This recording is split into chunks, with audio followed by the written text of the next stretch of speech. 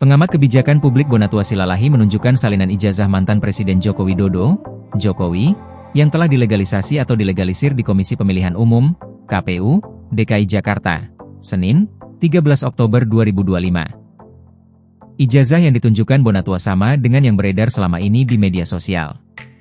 Bonatua mendatangi KPU DKI Jakarta untuk mengambil salinan ijazah Jokowi yang telah dilegalisasi atau dilegalisir. KPU DKI Jakarta memiliki salinan ijazah tersebut karena Jokowi mendaftar sebagai Gubernur DKI Jakarta pada Pilkada Jakarta 2012. Salah satu syarat pendaftaran sebagai kepala daerah adalah wajib melampirkan salinan ijazah. Bonatua tiba di KPU DKI Jakarta pukul 10 waktu Indonesia Barat.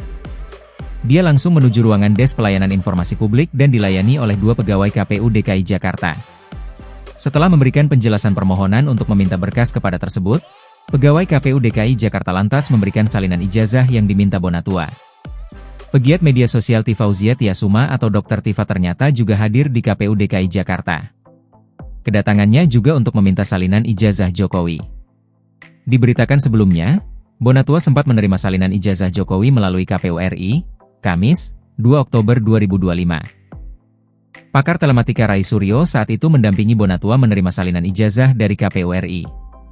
Meski telah mendapatkan salinan ijazah dari KPU RI, tujuan Bonatua mengambil salinan ijazah ke KPU DKI Jakarta untuk melihat konsistensi ijazah pada setiap tahun legalisir.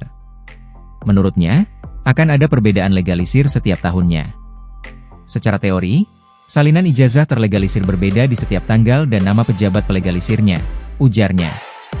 Permintaan salinan ijazah ke KPU DKI Jakarta juga berhubungan dengan permohonannya terkait sidang sengketa informasi publik di Komisi Informasi Pusat, KIP. Benar, sidang nanti siang di KIP terkait arsip salinan ijazah 2014-2019 yang harusnya disimpan oleh Andri sesuai perintah UU Kearsipan, tuturnya.